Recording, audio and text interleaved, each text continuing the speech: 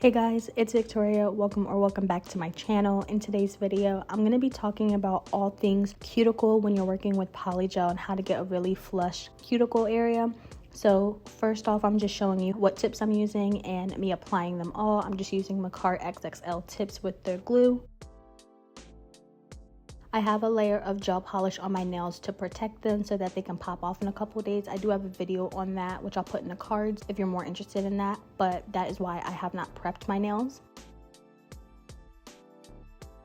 I'm just shaping them up now, and then we'll get right into the application process. I have my Polygel brush, my slip solution, and my hand base. So I'm using the Macart 336 color from their nude collection. The first thing I'm doing is starting off with the 2-bead method. So if you are someone that's struggling with your cuticle area, getting it nice and flushed and not flooding it, I really think you should consider using the 2-bead method, which I have a video where I talk thoroughly about it. But pretty much you're splitting up the application process into 2 different parts. First the tip bead and then the cuticle bead. I love it because it doesn't force you to focus on the entire structure of the nail all in one bead. You can split it up into 2 and have an easier application process. So I'm just applying my tip bead first, smoothing it down into the natural nail as much as I can. And then we're gonna get right into the tips for the cuticle area.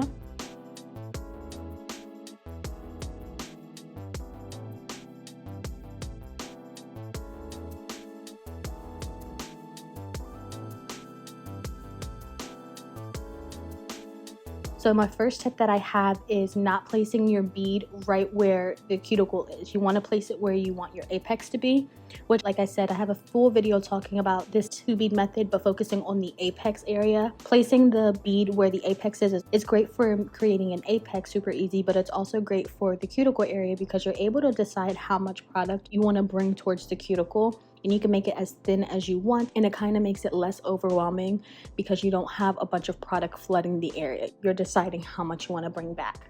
So then after, I'm just thinning it out a little bit and cleaning up anything that's touching my skin. That was a super easy application process for that nail. That's one of my favorite things that I've been doing lately to make the cuticle area more smooth.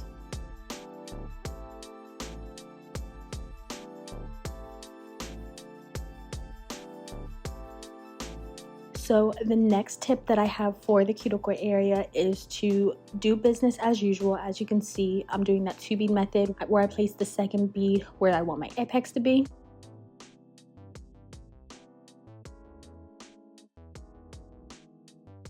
Now when it comes to my cuticle, I placed product towards my cuticle, but I didn't smooth it out just yet. So Polygel sometimes tends to settle and run when you leave it for a couple of seconds.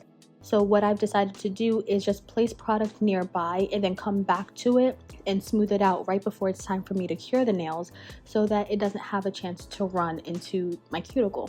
And it's a lot more manageable, and you can, again, thin it out and bring the product there as much as you want. I always clean up the cuticle area, make sure nothing's touching my skin before I cure.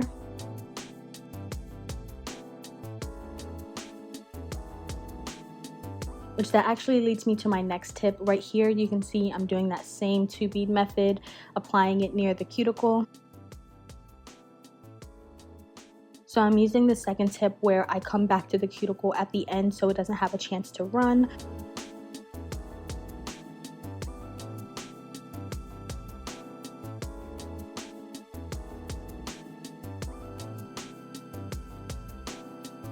So right here, I'm showing you the spatula, which is my favorite tip. I've been doing this for a while, and I've said this in a lot of my videos, but that spatula is such a great tool to create the perfect size gap between your product and the nail. You really don't want any product in your cuticle area.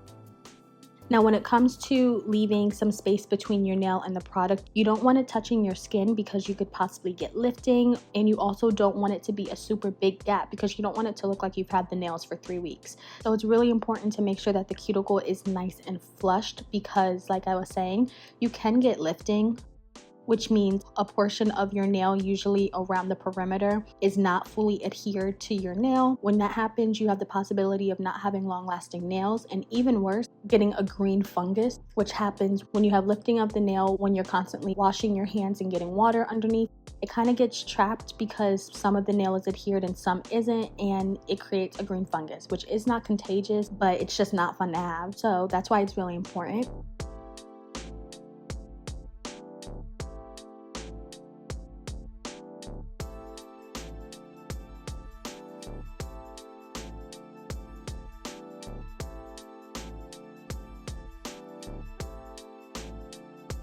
Moving into the filing, you just saw me reshape, and now I'm just showing you some of the tricks that I have for the cuticle area as well during the filing process. I'm using the edge of my file to go in between my skin and the product, and I'm just going around and around to make sure that it's nice and thin down there, and also just break up any product that might have been touching my skin that I missed.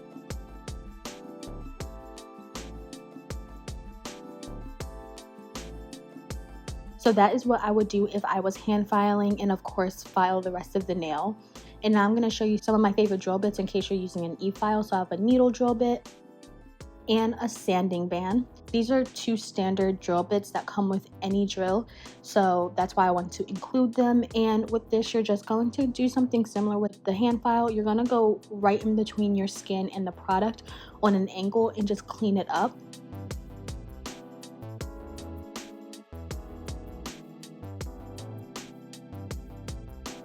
And if you have a drill and you want to get into some different bits, this is one of my favorite bits. It is a 5-in-1 fine drill bit. It's from Kiara Sky, and I'm just using the same motions, but that is one of my favorite carbide drill bits.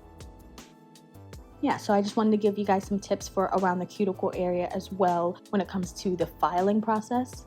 So once that's all done, I did file the nails, like the surface of them, off camera, and now I'm just buffing them up to smooth them out.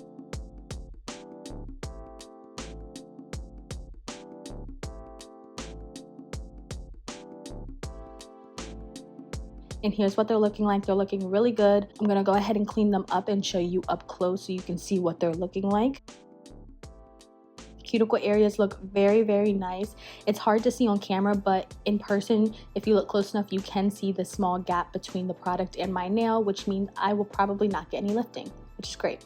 So that is all the tips that I have for you. I hope it was helpful. I'm just gonna let you guys watch me come up with this flame design. I thought it was really cute. These flames are actually from the Pine Polygel kit, the starter kit that I tried like maybe 2 or 3 weeks ago. That kit came with a lot of nail art, so I'm just using some of it.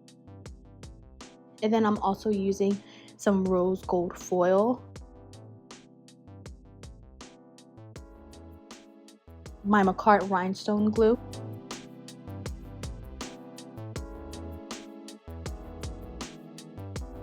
and a wax pen to just place the foil on the nail. I'm placing it on the opposite outer edges of the nail. I thought that was pretty cute, and then you'll also see me do the same thing on my thumb, but only in that one corner at the top.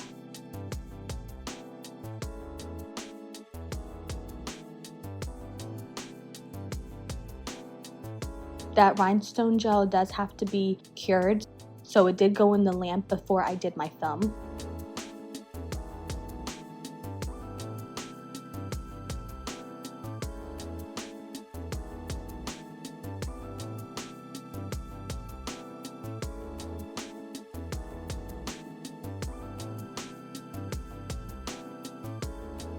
Okay, and here's what we're working with, going right into the top coat. This is my Model 1's matte top coat. I haven't done a matte set in a while. I wasn't really feeling this set with a shiny finish, so I went ahead and did a matte finish, and I absolutely love the way that they turned out.